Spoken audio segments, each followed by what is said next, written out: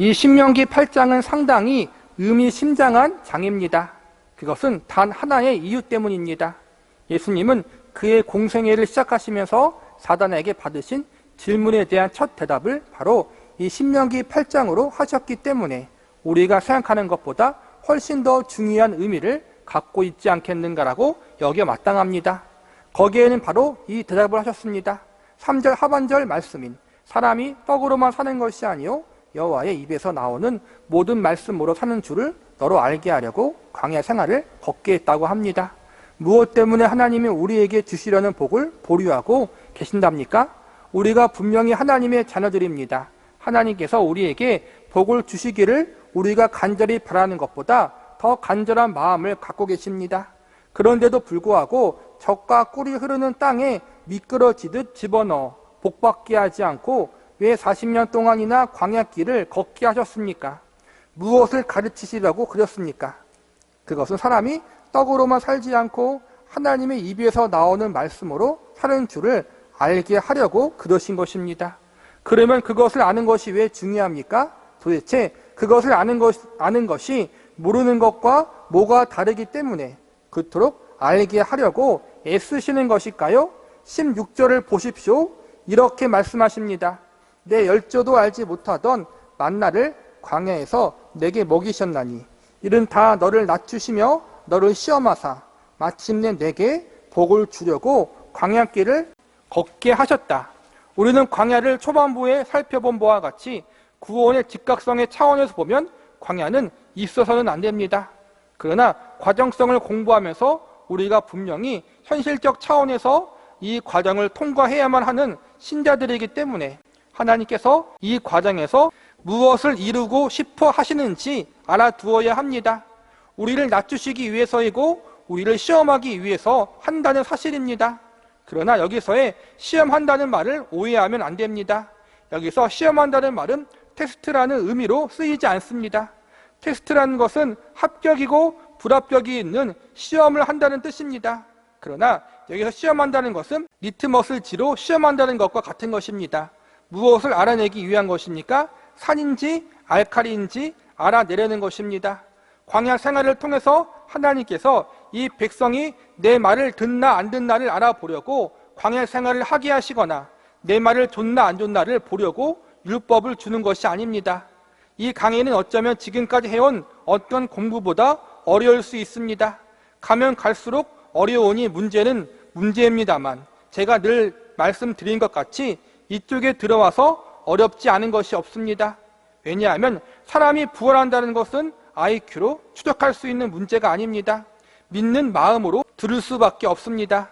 그러나 이 문제를 우리가 다루려 할 때 제일 중요하게 기억해야 되는 것은 그럼 율법은 왜 주셨는가 하는 질문입니다. 그러니까 우리가 앞서 배운 성경 공부 말씀 중에는 1장, 2장, 3장까지 보면은 광야를 이야기할 때 좀 부정적으로 이야기했었어요. 우리가 배운 책의 제목이 구원의 즉각성과 점진성이잖아요. 즉각성은 칭의를 말하는 거예요. 우리의 신분, 예수님을 믿자마자 받는 구원. 하나님의 은혜로 예수님을 믿으면 바로 하나님의 자녀가 되잖아요. 그런데 성화는 안 그래요. 성화적인 부분에 대해서는 하나님의 자녀다운 삶을 살기 위해서는 시간이 필요해요. 그래서 앞선 부분에서는 좀 즉각성을 좀 많이 이야기했어요. 즉각성의 입장에서는 광야는 짧으면 짧을수록 좋아요. 그렇죠? 사실은 바로 가나안 땅으로 가는 게 좋아요. 그런 차원에서 배웠고, 그냥 부정적인 부분, 사실은 이스라엘 백성들이 2년 안에 들어갈 수 있었거든요. 그것도 그 2년 중에서 1년 가까이는 이제는 율법을 받는 시내산에서 기다리는 데 보냈어요. 그러니까는 1년도 안 걸리게 원래는 들어갈 수 있는 길이었는데 이스라엘 백성들이 범죄함으로 인해서 40년 동안 못 들어간 거잖아요. 그래서 구원의 즉각성의 입장에서는 광야는 부정적인 부분이에요. 그러나 구원의 점진성, 성화적인 부분에서는 광야가 긍정적인 부분이 있어요. 그러니까 인간의 죄 때문에 우리 인간이 연약하기 때문에 어쩔 수 없이 연단을 받아요. 연단 없이 우리가 살아가는 게 가장 이상적이에요. 하나님 앞에 매를 안 맞고 살아가는 게 제일 좋아요. 그러나 현실적으로 우리가 연단 받을 수밖에 없고 매를 맞을 수밖에 없어. 그런 차원에서 광야와 연단과 징계는 우리에게 궁극적으로 유익이 된다라는 걸 알려주는 거예요. 우리가 율법을 지켜서 구원을 얻었습니까? 믿음으로 얻었습니까? 아니면 은혜로 얻었습니까? 은혜로 얻었습니다. 그러면 왜 율법을 주셨습니까? 죄를 깨닫게 해서 어쩌자는 것입니까? 죄를 깨달아서 내가 회개할 수 있다면 믿음은 이미 은혜가 아니라고 설명드렸습니다. 죄를 깨닫는 것은 구원 얻은 자만 아는 것이라고 했습니다. 율법의 기능 중 하나가 죄를 깨닫는 거잖아요. 그렇죠? 뭐가 죄이고 뭐가 하나님의 뜻이고 또 구원의 부분을 언급하는 건데 죄를 깨달아서 회개해서 구원을 얻는다고 우리가 보통 이야기하잖아요. 그런데 우리가 앞서 배웠듯이 죄를 깨닫고 회개하기 위해서는 내가 내 영적으로 내 영혼이 살아야 해요. 우리는 모두 영적으로 죽어있는 사람이잖아요. 원래 본래적 의미에서 전적인 타락이잖아요. 근데 하나님이 우리를 다시 살려주셔야만 죄에 대한 찔림이 있고 하나님에 대한 인식이 있다는 거예요. 그러니까 우리가 하나님에 대한 인식이 있고 죄라는 인식을 있는 것 자체가 우리의 영혼이 살아났다는 거예요. 하나님이 그렇게 하신 거죠, 이미. 그래서 율법을 통해서 죄를 깨닫고 회개해서 구원받는 것이 아니라 이미 하나님의 은혜로 말미암아 우리가 구원받았기 때문에 죄를 깨닫고 회개하게 된다. 그게 우리가 계속 배운 부분이에요. 그렇다면 도대체 왜 율법이 필요한가? 그런데도 불구하고 왜 율법을 주어야 합니까? 성서에서는 율법을 진술할 때마다 이상하게 괄시하는 습성이 있습니다. 너희가 얻은 것이 율법으로 말미암지 않았다고 합니다. 여러 군데에서 이런 설명이 나옵니다. 로마서 7장 6절을 보겠습니다. 이제는 우리가 얽매였던 것에 대하여 죽었으므로 율법에서 벗어났으니 이러므로 우리가 영의 새로운 것으로 섬길 것이요 의무는 묵은 것으로 아니할 것이니라. 무엇과 무엇을 대조시키고 있습니까? 영과 율법을 대조시키고 있습니다. 처음 구원에서 이미 설명한 바와 같이 어떤 행위, 곧 일을 하는 것을 성서는 행위라고 하거나 아무것도 안 하고 있는 것을 믿음이라고 하는 것이 아니라 누구에게 원인이 있고 누구에게 결과가 있느냐 하는 방법론적 차원에서 성서가 믿음과 행위를 대조시키고 있다는 것을 1차적으로 이해를 가져야 합니다. 그러니까 내 행위나 내 믿음적인 어떤 행위가 우리의 중점에 있지 않고 믿음과 행위를 이야기할 때, 은혜와 행위를 이야기할 때 우리 자체에게 초점을 두는 것보다는 하나님께 초점을 두라는 거예요. 은혜의 근원이 누구신가? 구원의 출발점이 무엇인가? 공로가 누구에게 있나? 누가 나에게 예수님의 공로를 주었는가? 누가 나에게 믿음을 주셔서 하나님을 영접하게 만드셨는가? 그 부분에 집중을 하라는 거예요. 한 걸음 더 나아가서 오늘 율법 문제를 좀 더 살펴보고 율법과 은혜의 차이를 설명함으로써 광야 40년 생활이 우리를 시험하고 우리를 낮추시려고 한다는 이야기가 무엇인지를 살펴보려고 합니다. 그래서 지금 신명기 8장의 내용을 잠깐 미루어 두고 율법과 은혜의 내용으로 일단 엮어 가보도록 하겠습니다. 율법은 왜 필요했는가? 은혜가 온 다음에도 율법은 그 가치가 있는가 하는 부분들입니다. 우선 예레미야 31장 31절을 찾아 읽도록 하겠습니다. 나 여호와가 말하노라. 보라, 날이 이르르니 내가 이스라엘 집과 유다 집에 새 언약을 세우리라. 나 여호와가 말하노라. 이 언약은 내가 그들의 열조의 손을 잡고 애굽 땅에서 인도하여 날에 세운 것과 같지 아니할 것은 내가 그들 남편이 되었어도 그들이 내 언약을 파하였음이니라. 나 여호와가 말하노라. 그러나 그날 후에 내가 이스라엘 집에 세울 언약은 이러하니 내가 곧 나의 법을 그들의 속에 두며 그 마음에 기록하여 나는 그들의 하나님이 되고 그들은 내 백성이 될 것이라. 그들이 다시는 각기 이웃과 형제를 가리켜 이르기를 너는 여호와를 알라 하지 아니하리니 이는 작은 자로부터 큰 자까지 나를 알미니라. 내가 그들 죄악을 사하고 다시는 그 죄를 기억치 아니하리라. 여호와의 말이니라. 예수님이 오셔서 이루실 대속의 사건, 구원의 사건과 또 그 다음에 성령님이 오실 걸 이야기하는 거예요. 그 전까지는 구약에서는 하나님이 이스라엘 백성들 남편이었다라는 거예요. 호세아서처럼 남편처럼 이스라엘 백성들을 신부로 삼고 그들을 이끌었다라는 거예요. 그런데도 어떻게 해요? 고멜처럼 말을 지질이 안 들어요. 그래서 하나님이 그게 옛 언약이에요. 남편 대신. 새 언약은 뭐예요? 이제는 남편을 뛰어넘어서 남편이 옆에 있잖아요. 근데 이제는 새 언약에서는 신약 시대에는 어떻게 해요? 아예 하나님 백성들 안에 들어오셔요. 성령님이 들어오시잖아요. 그렇죠? 그래서 옆에 있는 게 아니고 주변에 있는 게 아니라 아예 그들의 삶 가운데 들어오셔서 그들과 영원히 함께 하셔요. 그게 새 마음을 주신다는 거예요. 여기서 새 언약이라는 말이 나옵니다. 새 언약은 분명히 은혜를 일컫고 있습니다. 예수 그리스도로 말미암아 우리가 구원을 얻은 은혜를 일컫고 있습니다. 이 새 언약을 무엇과 비교를 하게 되는가 하면 우리가 종종 생각할 때 모세에게 준 율법과 같지 않은 것, 율법으로 구원을 얻도록 방법을 제시했었는데 그것으로 구원을 얻지 못하기 때문에 예수 그리스도의 십자가라는 은혜의 방법을 주었다. 그것을 새 언약이라고 한다. 이렇게 비교를 하면 틀리게 됩니다. 왜냐하면 지금 여기서 어떻게 비교를 하고 있는가 하는 것을 한 번 더 설명하겠습니다. 잘 들으시기 바랍니다. 우리가 구원 얻은 방법에 대해서 예수를 믿고 은혜로 말미암아 하나님의 사람이 되었고 신앙생활을 한다는 데서 생기는 갈등은 바로 이것입니다. 율법으로 말미암아 구원을 얻은 것이 아니기 때문에 이제 우리는 율법에서 해방되어서 나에게 직통으로 하나님이 말씀하시는 것, 곧 성령을 따라 그가 말씀하시는 것이 우리의 마음속에 오늘 이것을 하자 이렇게 일어나고 그러면 우리는 그것을 쫓아가고 이렇게 사는 것이라고 생각하는 분이 의외로 많습니다. 그러나 여기에서부터 우리의 갈등이 생깁니다. 이제는 우리가 새로운 존재가 되었으니까 이젠 성령님의 인도하심에 따라서 말씀에 따라서 살아가자. 틀린 건 아니에요. 근데 문제는 현실은 우리가 그렇게 살지 못하는 현실이라는 걸 이야기하는 거예요. 이상과 현실이 다르다는 거예요. 지금 우리가 옛날에는 분명히 율법을 지지했습니다. 내 하나님 외에 다른 신을 두지 말라. 내 이름을 망령되이 일컬지 말라. 이렇게 집약된 율법으로 십계명이 대표적이었고 그 외에도 사회법이 있었습니다. 사회법이 있었으며 또 제사법이 있고 이스라엘 민족에게 준 모든 법조문들이 수도 없이 많았습니다. 그런데 그것들이 다 파기되었고 이제는 예수 그리스도께서 오셔서 우리를 구원하셨고 성령을 보내셨기 때문에 성령을 쫓아 행하면 된다고 생각하고는 아침에 일어나 묵상기도 중에 믿는 마음으로 성서를 여러 읽어보고 그 날에 할 일을 깨닫는다라는 사람도 많습니다. 우리가 그러고 있다라는 거예요. 그게 옳지 않다라는 거예요. 이 자리에서 그것을 비난하고 비웃으려고 하는 말은 아닙니다. 그럴 수 없습니다. 그러나 그럴 수 있는 분은 전 신자의 1% 미만입니다. 그러니까 우리가 이상을 갖는 건 좋은데 그 이상을 전부라고 여기지 말라는 거예요. 그것보다 훨씬 하나님이 그의 자녀들을 인도하시는 일반적인 길이 있습니다. 너무 신비적으로 생각하지 말라는 거예요. 성령님 충만한 삶, 성령님의 인도하심을 받는 삶을 너무 신비하게 생각하지 말라는 거예요. 아까 말한 것처럼 아침에 일어나서 묵상하고 고요하게 하나님이 주시는 마음의 감동을 보며 또 말씀을 보면서 마음의 감동을 받아 그렇게 살아가자.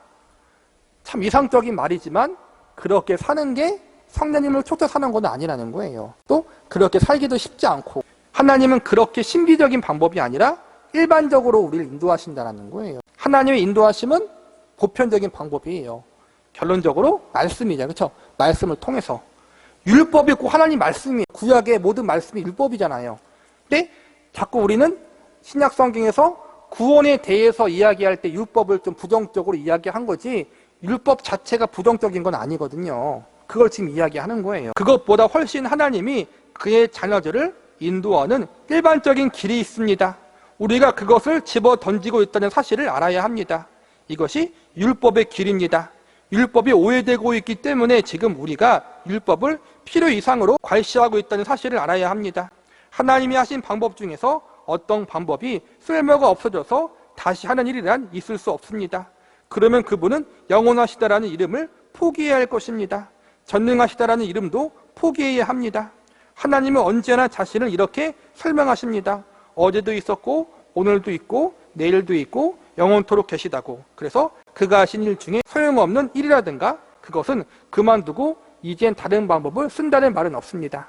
그러니까 구약에 하나님이 말씀하신 거, 십계명도 마찬가지고 구약에 있는 말씀을 오늘날 우리가 안 지키는 게 아니라는 거예요. 도덕적인 법, 윤리적인 법은 그대로 우리에게 오늘날 적용돼요.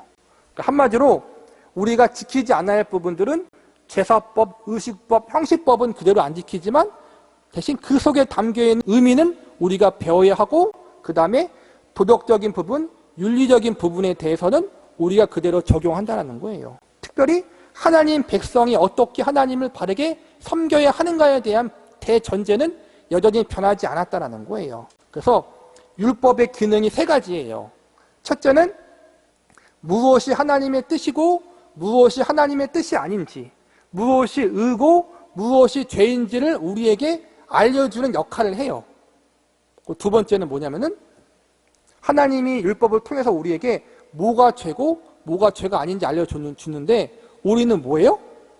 그 알려주신 것을 제대로 순종하지 못해요.